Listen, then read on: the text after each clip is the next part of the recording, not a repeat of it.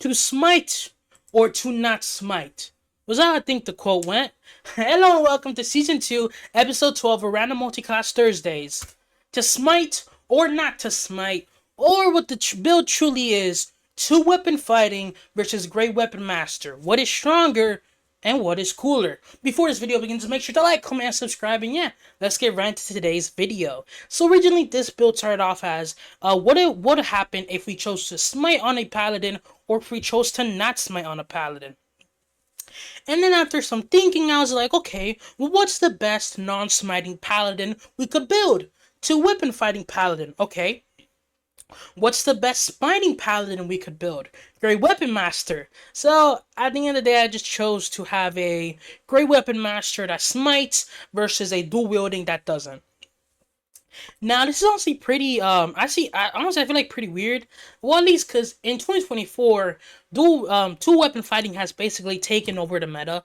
Almost every single YouTuber that does, like, really high, super high damage builds is usually doing some version of two weapon fighting. But in 2014, it used to be Great Weapon Master ran it all. So it's really interesting to see how now I'm kind of pitting up Great Weapon Master and two weapon fighting up against each other. It's almost like pitting up meta 2024 and meta in 2014. Now, before we click off this video thinking, okay, I already know what's better, these numbers are actually really interesting. Something you should probably stick around for. Sorry, I coughed. I am a little bit sick. It's why I took last week off. So, yeah. So the weapons we're using, of course, is the scimitar, short sword, and the great sword. Each for respective build. Of course, Nick and Vex being really good. We do have Grays with the great sword. I personally did not take into fact with Grays when it came to damage. So if you want to, take it into fact. If not, don't worry about it. Now for species, we'll be going Aasimar, but of course I am me, and I forgot to include the Aasimar Celestial Revelation trait. I'm a fraud. What can I say? And now for our origin, feat/origin, I would personally recommend with going with Entertainer, not Wayfarer. Forgive me, I forgot to change it again. I am a fraud. But if you could go for, if you can go custom, I'd recommend picking up Entertainer. Entertainer increases your strength, dexterity, and charisma, and those are stats we want to increase on both builds. But I personally like going with tough because I like having more HP. You can't blame me. But musician is also a very powerful feat, so I wouldn't really mind. I wouldn't really care much if you got it, but just know tough is what I recommend. Now for our stats, we are going 15 strength or 15 dexterity, depending on what build you take. I'm so sorry. Now for Constitution, we'll be going 14, 8 Intelligence, 10 Wisdom, and 15 Charisma. So, yeah, those are the stats we got. Of course, we always dump Intelligence. Now, with Great Weapon Master, the first flaw it has is that we are dumping Dexterity, which kind of does suck, but granted, we are a Paladin that's going to have a high Charisma, so our Dex saves aren't really going to be affected too much, at least. Now, level 1 as a Paladin. Okay, also, this will be a straight Paladin. There will be no multiclassing. Now, you could say that multiclassing would greatly benefit the Great Weapon Master version of this build, but that's a build for another day, so, yeah. But at level 1 as a Paladin, we get spellcasting, weapon masteries, and lay on hands. I've already covered all these features hundreds of times, so no point of covering them today. At level 1, also some really cool level 1 spells is Bless, Command, Cure Wounds, Divine Favor, Searing Smite, all of the essentials. At level 2, we get a fighting style. Of course, you can pick up two weapon fighting for two weapon fighting, but also great weapon fighting in 2024 is really good for some weapons, but terrible for others. For example, if you're using a dual-bladed scimitar, great weapon fighting is beyond OP. You're basically almost rolling max damage. You're either rolling max damage or one away from max damage, which is really good. And for the great sword, it is decent as well, because it does basically mean that you're now always guaranteed to do baseline with Great Weapon Fighting. With Great Weapon Fighting, you're always dealing the average amount of damage with your Great Sword, so I guess if you want your numbers with the Great Sword to look similar to my numbers, you probably should pick up Great Weapon Fighting, but I always recommend picking up Defense. Again, more AC, more H. I'm very much focused on defenses is probably one of the most important part, but so is a offense. I'm very much Both of them are balanced and should equally be taken into. Of course, Paladin Smite is very important for one of this today's build. For the other one, it's useless, which I hate it so much, but whatever. You always have Divine Smite prepared, which is really nice for one of our builds. Now, at level 3, we get our Paladin subclass, and both will be going Oath of Vengeance. And the reason why we're going with Oath of Vengeance is simply advantage on every single attack we make is beyond OP and forever will be OP. Yeah, it's just, there's just really no other competition. Valve enemy, and also the spell list is one of the best, if not the best. Oh, again, I'm so sorry. I don't know if the mic picks it up, because I do have it on noise cancellation. There's a chance it doesn't pick it up, but if it does, sorry. For our spells, we do get Bane and Hunters. No, Timu Hex. Nearly slipped up there. Sorry, everyone. But yeah, Bane and Timu Hex. We will be using Timu Hex for nearly like 10-ish levels. I think until level 11 is when we stop using Timu Hex, because that's when it stops being better than Haste. So yeah, we're gonna be using Timu Hex quite a lot. So, lock in for that. And of course, level 4. This is really like one of the only levels where our character really differs. After this level, our characters are basically the same, which is really interesting instead of, what weapons they use. Of course, Great Sword is taking up Great Weapon Oh, damn. Sorry, Great Sword is picking up Great Weapon Master because of obvious reasons, and 2 Weapon Version is picking up Dual Wielding for obvious reasons. Now, at level 5, you gain Extra Attack and Faithful Steed. Extra Attack, of course, allowing us to attack twice, and Faithful Steed, allowing us to have the little Find Steed spell always prepared, which can actually be pretty damn nice. Now, our level 2 spells, we get Aid, Lesser Restoration, Magic Weapon, Prayer of Healing, and being a Vengeance Paladin, we get Hold Person and Misty Step. Now, of course, you could cast Magic Weapon on all of your weapons, but for today's build, I decided that I don't want too many rounds of setup. I'm kind of fine with like 3 to 2 rounds of setup, but 4 or higher is kind of a little unwieldy and very, very rare. So I just decided that no Magic Weapon for today's build, but I feel like Magic Weapon would only be better on the Great Sword, so just keep that into account.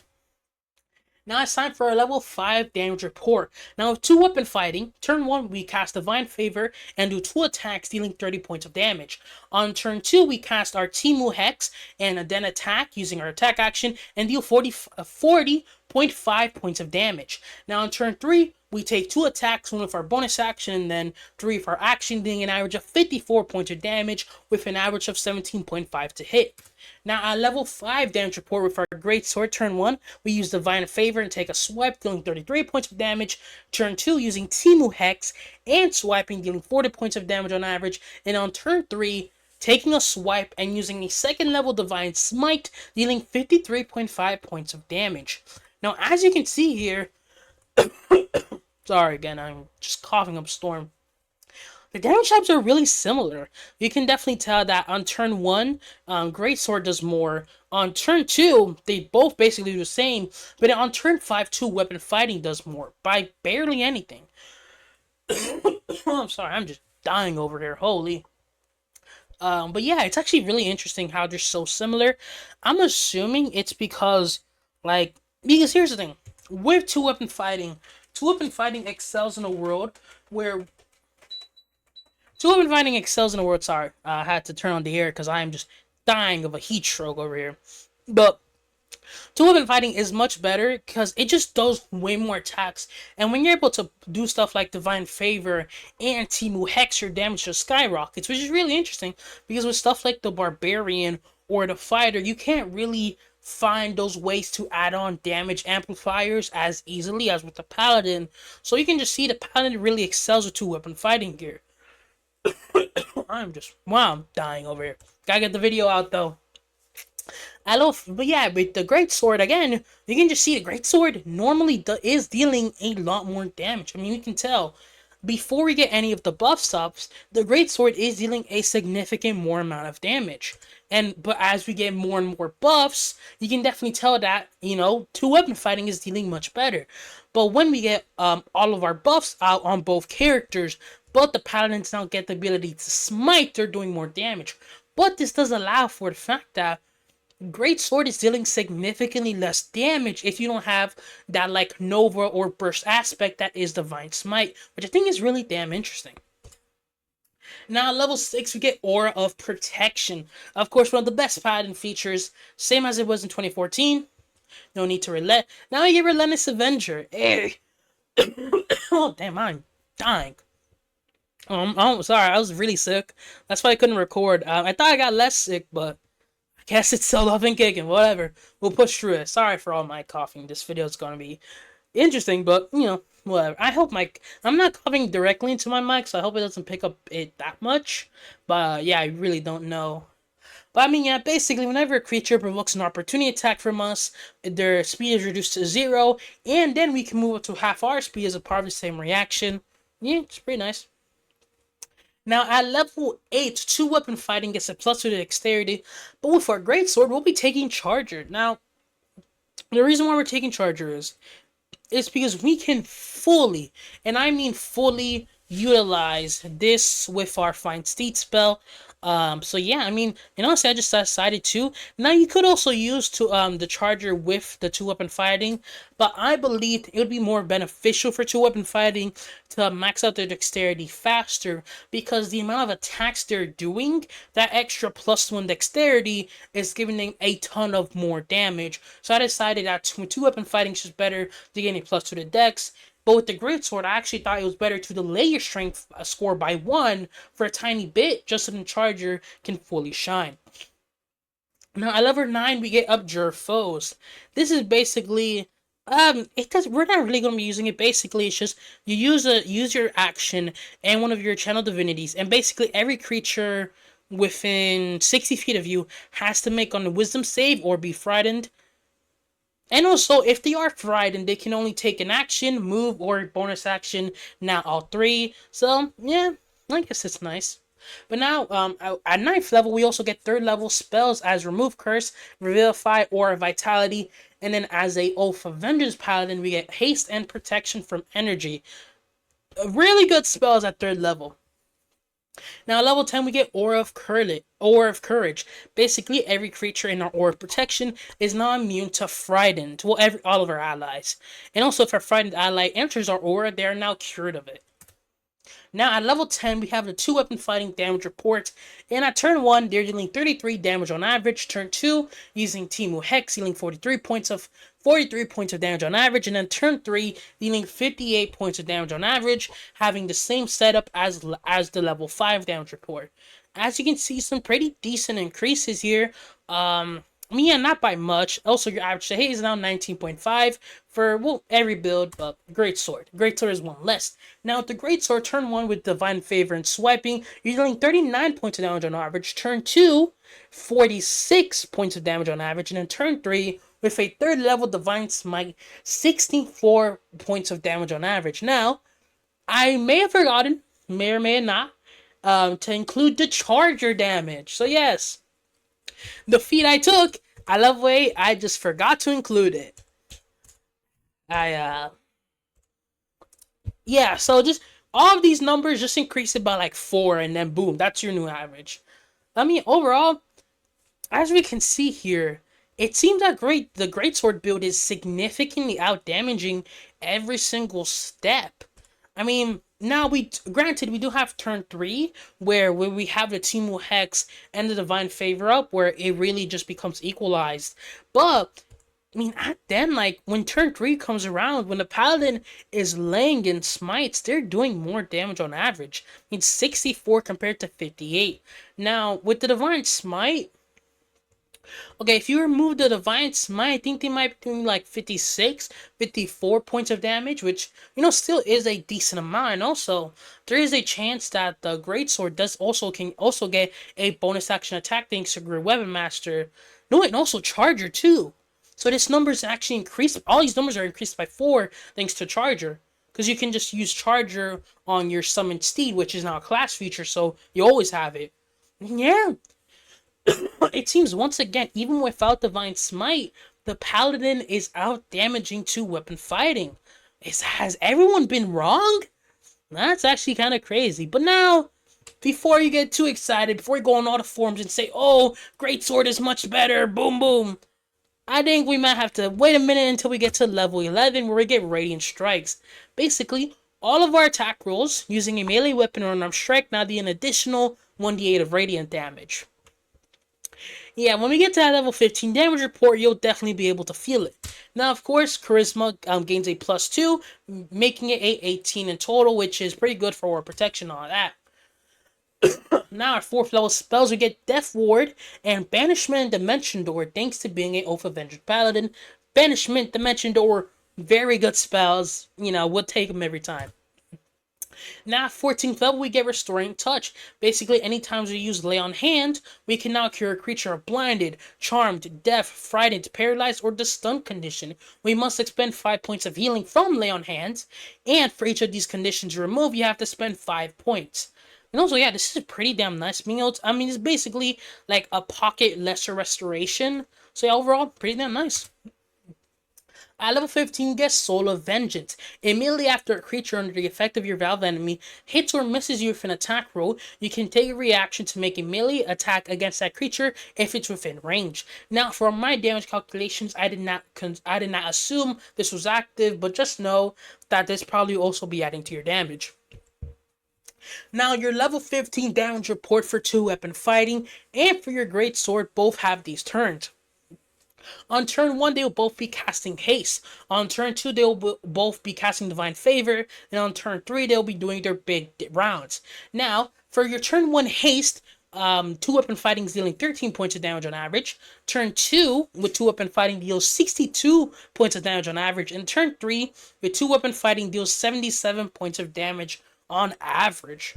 Pretty damn high, I might say so myself. Make sure to drink water.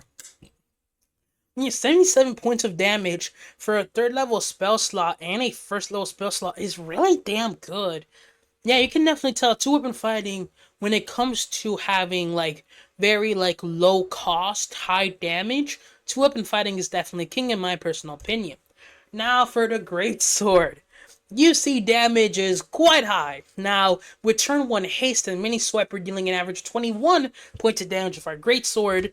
With turn 2 Divine Favor and Swipe dealing 72 points of damage with our Greatsword. And on turn 3, Swipe plus a 4th level Divine Smite. We're dealing 94 points of damage. Yeah,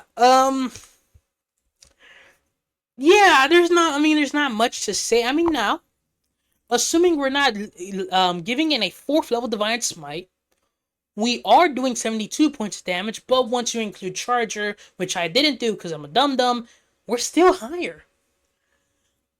So, wow. So, what would take 2-weapon fighting 3 turns to reach? We're reaching it in 2 turns. That's actually kind of crazy. Also, I'm assuming that you can have find steed casted before a fight. It lasts for like 24 hours or forever. So I'm not gonna assume you have to cast that in combat. No, that's like while you wake up in the morning. I'm assuming you're casting it. So as you can see, both have the same average to hit.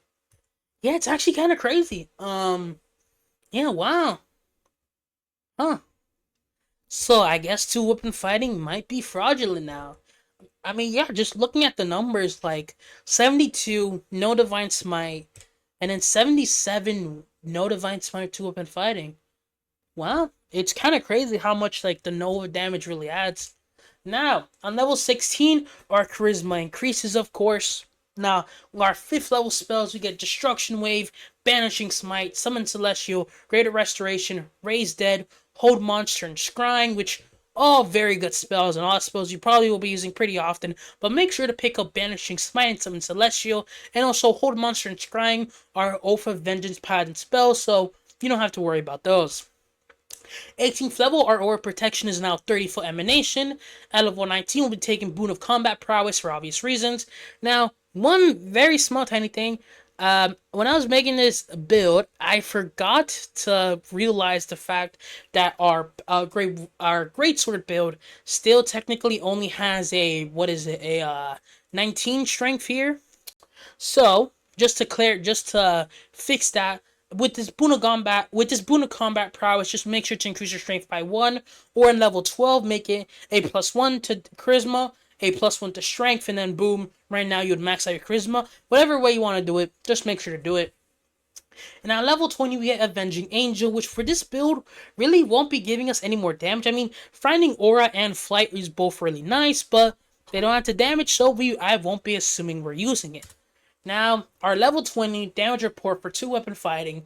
Turn 1, we're casting Summon Celestial, dealing an average of 28 damage. Turn 2, Divine Favor, doing 1 swipe, dealing an average of 74 damage. And then turn 3, taking 2 swipes, dealing an average of 90 points of damage, with an average hit of 21.5. And here comes the Greatsword Paladin. Turn 1, Summon Celestial, dealing an average of 28 damage. Turn 2, Divine Favor and a swipe, dealing an average of 78 damage. Turn 3, swipe plus Banishing Smite, dealing an average of 105 points of damage. As we can see, 2-weapon fighting has suddenly climbed back into victory. So yeah, that's going to be the end for today's video. If you guys don't want to hear my ramble, if you just want to see the pure stats, or probably just want to stop hearing me cough so much, again, super sorry, I just wanted to make sure a video got out. And also, it's Christmas, while I'm recording, it's Christmas. I record this on the day after Christmas, but whatever, it'll come out the day after Christmas. But yeah, happy Christmas, or happy Hanukkah. I think Hanukkah starts tomorrow. Not entirely sure. Happy holidays, neither or less. Yeah, make sure you have a good day. Ulti19, signing out. Peace. But for all people that want to stay and hear my ramblings, it's really... oh my god. Damn, I'm dying. That's a joke, YouTube. Not actually. Yeah, I mean, turn 1, Summon Celestial. Of course, Summon Celestial has completely added a ton of damage here. But it's really interesting to see that now the Greatsword is dealing significantly less damage. Huh, I wonder what really changed that would, like, factor into this massive damage. I mean, I guess Summon Celestial. My question is, why the hell did the Greatsword not feel the difference as much? Huh. Am I doing the math wrong? I must... Because it was 72. Summon Celestial. No. Oh god, I did the math wrong, didn't I? I did. Wait, hold on. Wait, hold on. Let me... You know what? For this... Okay, well, this is the math I did. 46, that's for the Greatsword. Plus 14. Okay, this is for Summon Celestial. 46 plus 10, that's the Greatsword and sword. Plus 12. Great Weapon Master. 2d8 because of your better hit. 2d4 because of the thingy. Then Banishing Smite. Plus a d8 because of Charger. So we missed... Okay, 110. If we remove the Banishing Smite, 32. Oh, I guess 72. Nah, okay. What? Is that smoking straight reefer? Oh, okay. Well, yeah, okay, I'm an idiot then. Yeah. Oh, yeah, because Haste and Summon Celestial for the Greatsword build isn't that much of a difference, so the damage increase is significantly less. Oh, okay, I'm not smoking reefer. Well, I am a little, but that's a joke. I am not smoking no types of reefer or any substances. But yeah, so the true damage for the Paladin is 82, if anyone really cared or wondered. But yeah, overall, what are my thoughts and opinions? It seems for most of these levels, Greatsword was significantly better. For level 15, Greatsword was better in almost every scenario. And level 10, Greatsword, again, was better in almost every scenario. Well, I guess for the maximum damage, but still, it really seems like it seems like if you're in a combat that's really short and you won't have the time to kind of like put in all of your like buffs and upgrades, it seems like Greatsword will just overall do better. But if you're in a scenario where you don't have the resources to go all out, then it seems like Greatsword is significantly better. So it's really interesting. If you're in a combat where you have enough time to set up all of your buffs, or before a combat, then yeah, 2-weapon fighting seems to be better on most levels. But if you're in a combat that just happened, you have like 2 turns of combat, and that's about it, then it seems like Greatsword is the one you want to pick. Very interesting. Again, if you like this video, make sure to like, comment, and subscribe. Sorry I coughed. All my other videos I don't cough as much because I'm not sick. But I just really wanted to get this video out, 'cause I didn't miss last week. I didn't want to miss 2 weeks in a row. But yeah, that's OT19 signing out. Peace.